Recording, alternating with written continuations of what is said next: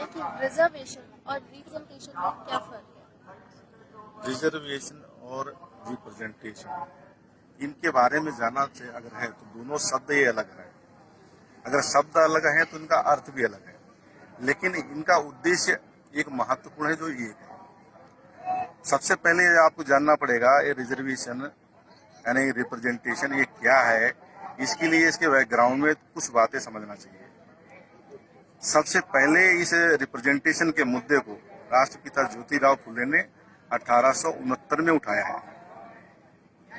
उसके बाद में उन्होंने अपना संगठन बनाया 1873 में सत्य शोधन। उसके माध्यम से फिर अंग्रेजों के सामने मुद्दा उठाया कि जो शूद्र और अतिशूद्र है इनका प्रतिनिधित्व यानी रिप्रेजेंटेशन होना चाहिए। उसके बाद में जब हंटर कमीशन बना 1882 में, वहां पर फिर इन्होंने रिटन मेमोरेंडम दिया कि इन भट्ट ब्राह्मणों से हमें विश्वास नहीं है, इसलिए शूद्र और अतिशूद्रों का प्रतिनिधित्व दिया जाना चाहिए। ज्योतिराव फुले की मृत्यु के बाद में उस आंदोलन को उनकी पत्नी माता सावित्रीबाई फुले ने चलाया। फिर उस आंदोलन को छत्रपति साहू जी महाराज ने टेक ओवर किया और उसके ऊपर उन्होंने इम्प्लीमेंट भी किया। 50% आरक्षण उन्होंने शूद्र और अतिशूद्रों को दिया। वो आरक्षण किस लिए दिया? ताकि जो लोग डिप्राइव लोग हैं, जिन लोगों के साथ भेदभाव हो रहा है, उनका प्रतिनिधित्व हो सके। तो आरक्षण सेफ गार्ड के रूप में है। यानी जो बैकग्राउंड है इतिहास में आरक्षण कहां से पैदा हुआ, उसके लिए हमारे महापुरुषों ने आरक्षण का डिमांड नहीं किया, आरक्षण को सेफ गार्ड के रूप में, ताकि प्रतिनिधित्व हो सके। तो आरक्षण प्रतिनिधित्व नहीं है, प्रतिनिधित्व आरक्षण नहीं है। प्रतिनिधित्व के लिए आरक्षण सेफ गार्ड के रूप में है। कॉन्स्टिट्यूशन में जब बाबा साहब को मौका मिला अक्सर लिखने के पहले, उससे पहले ही 1942 में 8.2% रिजर्वेशन उन्होंने शेड्यूल कास्ट के लिए लागू किया, क्योंकि उसमें शेड्यूल कास्ट का शेड्यूल बन चुका था। ओबीसी का शेड्यूल नहीं बना था, जिसका रिजर्वेशन यानी उनका रिप्रेजेंटेशन के लिए जो सेफ गार्ड लागू किया जाना चाहिए, उसके लिए 16 नवंबर 1992 तक इंतजार करना पड़ा। और उस समय जब रिजर्वेशन लागू करके, ताकि 52% ओबीसी को उनका रिजर्वेशन लागू करके प्रतिनिधित्व दिया जाए सेफ गार्ड के रूप में, रिजर्वेशन लागू किया गया, वो 27% किया गया, जिसके ऊपर भी आगे लड़ाइयां चली। तो कुल मिलाके अगर रिजर्वेशन और रिप्रेजेंटेशन डिफरेंस आपको समझना है, तो रिजर्वेशन जो है वो रिप्रेजेंटेशन के लिए सेफ गार्ड है, और रिप्रेजेंटेशन जो है बहुजन समाज के लोगों की समस्याओं का समाधान करने के लिए नेतृत्व करने वाले लोग हैं। जो डेमोक्रेटिक सिस्टम है उसमें चाहे विधायिका है, कार्यपालिका है, न्यायपालिका है, प्रचार माध्यम है, जो भी डेमोक्रेटिक सिस्टम है, वहां पे जो रिप्रेजेंटेटिव होंगे वो अपने समाज के बारे में काम करेंगे, देखेंगे, उनकी समस्याओं को हल करेंगे। ऐसा हमारे कॉन्स्टिट्यूशन बनाने वालों का मंशा था और ऐसी ही मंशा हमारे कॉन्स्टिट्यूशन की है, परंतु उसके ऊपर इम्प्लीमेंट नहीं किया गया, बल्कि कंफ्यूजन किया गया। रिजर्वेशन के ऊपर चर्चा होती है, ब्राह्मण भी करता है और बहुजन समाज के लोग भी करते हैं, मांग भी करते हैं, डिमांड करते हैं, आंदोलन करते हैं, लेकिन रिप्रेजेंटेशन के संदर्भ में उनको बात समझ में नहीं आती। अगर हम लोग डेमोक्रेटिक सिस्टम में अगर कार्यपालिका में हैं, तो क्या कार्यपालिका के लोग रिप्रेजेंटेशन के रूप में काम कर रहे हैं? नहीं कर पा रहे हैं, क्योंकि उनको इसके बारे में पता ही नहीं चला कि आपका एम्प्लॉयमेंट किस लिए हुआ, हम डॉक्टर क्यों बने। डॉक्टर बनाने के पीछे मकसद ये नहीं था कि आपको डॉक्टर बनाया जाए। डॉक्टर बनाने के पीछे मकसद ये था कि जो हमारा समाज है उस समाज का आप प्रतिनिधित्व करोगे। और इसका एक सबसे बड़ा उदाहरण है, जब कालेलकर कमीशन के लोगों ने पूछा था कि आप डॉक्टर अंबेडकर इन लोगों के लिए रिजर्वेशन की बात क्यों करते हो, इन लोगों के लिए पैसे की बात करो, इनके रिप्रेजेंटेशन की बात क्यों करते हो, पैसे की डिमांड करो, इनके लिए स्कूल खोल दो, और ये सारी चीजें करोगे तो कुछ इनका कल्याण हो जाएगा। उस समय बाबा साहब अम्बेडकर ने कहा था कि बड़े आदमी पैदा करो समाज में। जब उनको समझ में नहीं आया तो एक्सप्लेन किया कि जिस समाज में 10 डॉक्टर, 20 इंजीनियर, 30 वकील होंगे, वो समाज प्रगति करेगा और उसकी तरफ कोई भी बुरी नीयत से आंख उठाकर नहीं देख सकेगा। इसका मतलब निकलता है कि वो बहुजन समाज में नेतृत्व पैदा करना चाहते थे, प्रतिनिधि नेतृत्व के रूप में है, यानी रिप्रेजेंटेशन जो है वो लीडरशिप का मामला है। बहुजन समाज के लोग, सभी लोग तो डॉक्टर नहीं बन सकते, लेकिन वो डॉक्टर जो बनेंगे वो अपने समाज का नेतृत्व करेंगे। अब ये लीडरशिप हमारी रियल लीडरशिप हो, इसके लिए जो ब्राह्मणिकल सिस्टम है उन लोगों को जाने नहीं देगा। इसके लिए सेफ गार्ड के रूप में रिजर्वेशन है। रिजर्वेशन रिप्रेजेंटेशन नहीं है, रिप्रेजेंटेशन के लिए सेफ गार्ड है। इतना ही कहना चाहूँ, बाकी आगे राष्ट्रीय देश के बारे में आप बताएं।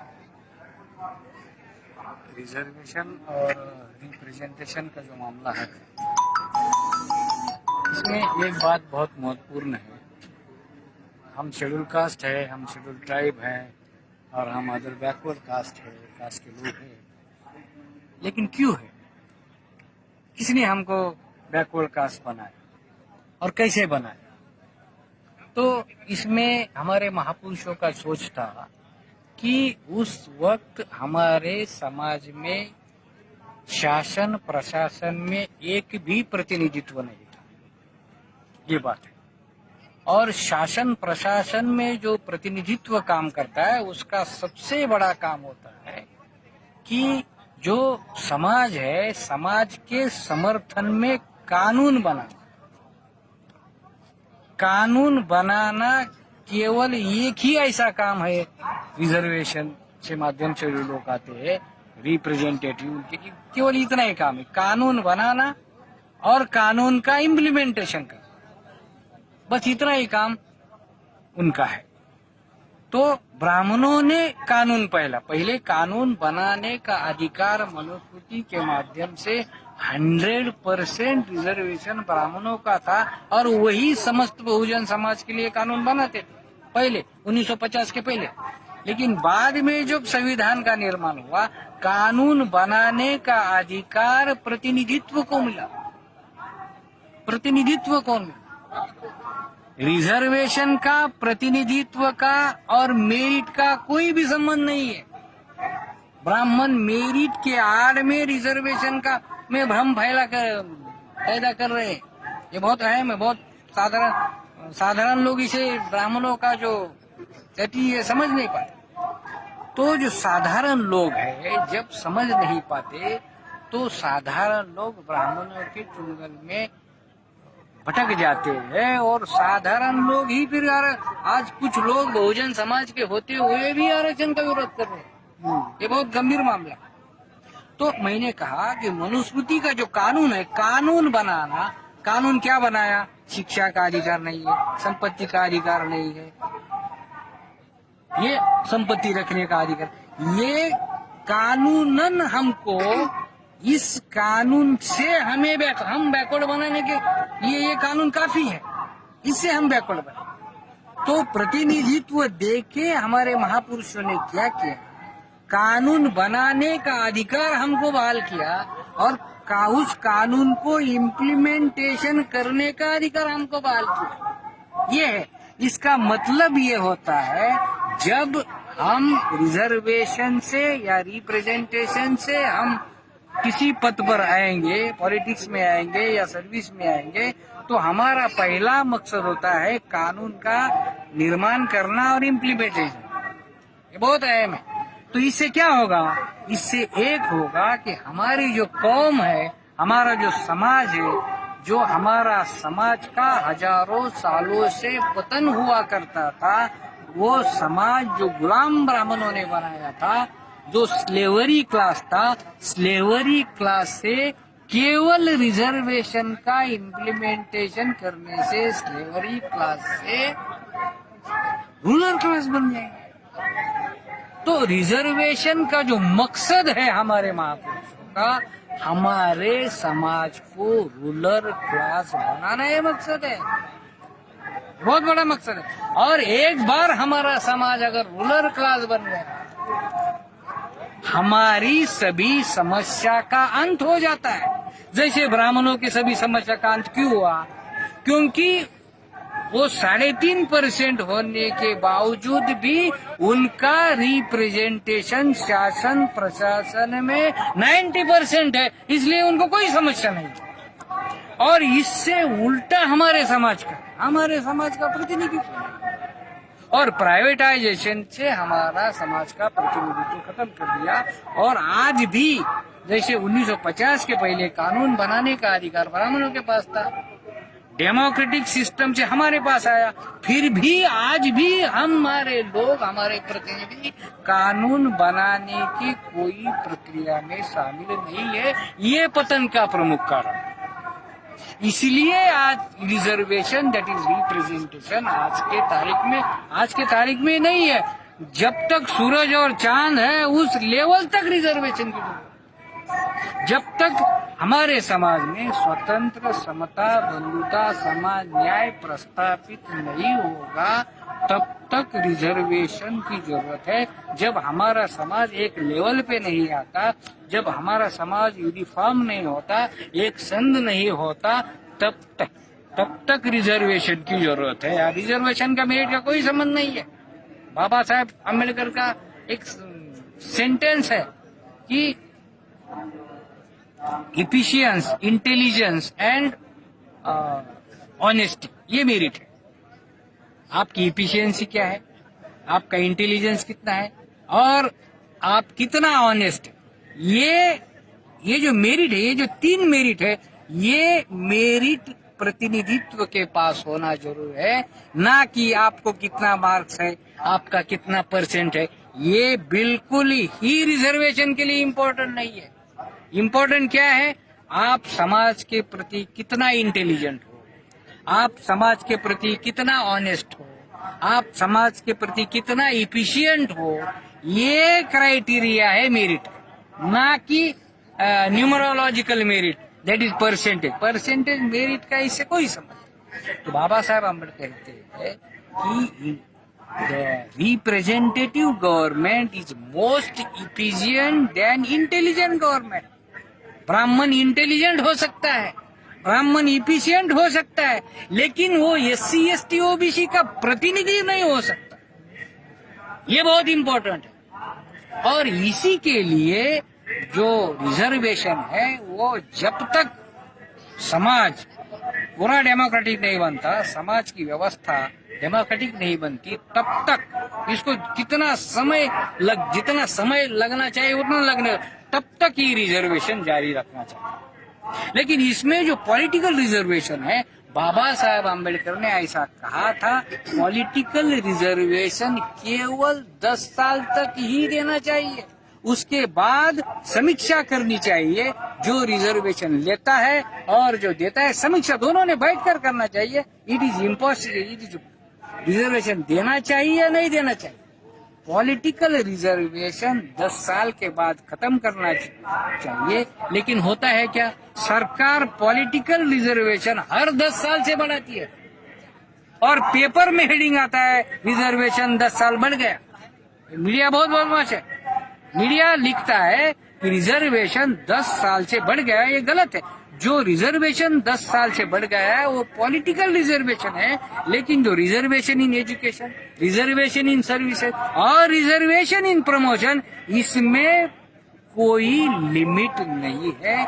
ये साधारण आदमी को छोड़ो, ये हमारे पढ़े लिखे लोगों को भी ये मालूम नहीं रिजर्वेशन के बारे में, ये समस्या। इसलिए ब्राह्मणों के बहका में आके अभी आज जो 2020 में जो पॉलिटिकल रिजर्वेशन बढ़ाया, वो पॉलिटिकल रिजर्वेशन है।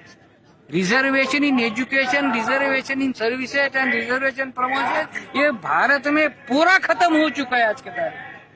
तो ये बहुत गंभीर बात है, ये लोगों को मालूम होना चाहिए। इसी तरह कहना चाहिए। सर ने जो एक्सप्लेन किया, इसमें कुछ एडिशन करना चाहूंगा, क्योंकि पॉलिटिकल रिजर्वेशन और जो दूसरा रिजर्वेशन है, पॉलिटिकल रिजर्वेशन पूना पैक्ट की वजह से आया है। एजुकेशन में रिजर्वेशन, सर्विसेज में रिजर्वेशन, प्रमोशन में रिजर्वेशन, ये कॉन्स्टिट्यूशन बनने के बाद का मुद्दा है। कॉन्स्टिट्यूशन में दिया गया और उसमें जो आधार बनाया गया, अनुच्छेद 340, 341, 342, जिसमें कहा गया है जो सामाजिक रूप से पिछड़े हुए, जो शैक्षणिक रूप से पिछड़े हुए, उन लोगों को उनके प्रतिनिधित्व को देने के लिए सेफ गार्ड के रूप में रिजर्वेशन दिया जा रहा है। तो जब तक उनका रिप्रेजेंटेशन नहीं हो जाता, उनकी समस्याओं का समाधान नहीं हो जाता, तब तक ये रिजर्वेशन रहेगा। और जो पॉलिटिकल रिजर्वेशन दिया गया था, वो पूना पैक्ट की वजह से दिया गया था उसमें कहा गया था पूना पैक्ट, चूंकि बाबा साहब अम्बेडकर नहीं चाहते थे पूना पैक्ट पे साइन करके जो 4 कम्युनल अवार्ड में डिमांड थे उन डिमांडों को खत्म किया जाए, लेकिन पूना पैक्ट की वजह से वो मामला खत्म हुआ। सेपरेट इलेक्टोरेट की जगह पे ज्वाइंट इलेक्टोरेट आया, इसकी वजह से पॉलिटिकल रिजर्वेशन आया। तो बाबा साहब अम्बेडकर ने उस समय इस बात के लिए सहमत दिया था कि 10 साल बाद इसका रिव्यू होना चाहिए, और रिव्यू होने के बाद में बढ़ाया जाए या ना बढ़ाया जाए, इसके बाद में दोनों पार्टियां डिसाइड करेंगी। परंतु ये बगैर चर्चा डिबेट के बढ़ाया जा रहा है। और जो सामाजिक आधार, शैक्षणिक आधार पे जो रिजर्वेशन जो नौकरियों में और एजुकेशन में और प्रमोशन में जो था, उस रिजर्वेशन के लिए समीक्षा का आधार नहीं था, वो सामाजिक आधार था। यानी कि सामाजिक समस्याएं समाप्त नहीं होती, शैक्षणिक समस्याएं समाप्त नहीं होती है, तब तक वो रिजर्वेशन जारी रहेगा। अर्थात भारत के संविधान पर इम्प्लीमेंट ही नहीं किया गया है, सामाजिक स्तर नहीं सुधरा है, न शैक्षणिक स्तर सुधरा है, तो ये समाप्त नहीं हो सकता है। लेकिन पॉलिटिकल रिजर्वेशन जिसकी सहमति उस समय हमारे पक्ष को नहीं थी, बाबा साहब अम्बेडकर को नहीं थी, अभी भी हम लोग सहमत नहीं है, तो ये रिजर्वेशन नहीं बढ़ाया जाना चाहिए था, बल्कि इसके बारे में अभी ये बिल पास हो रहा है संसद में।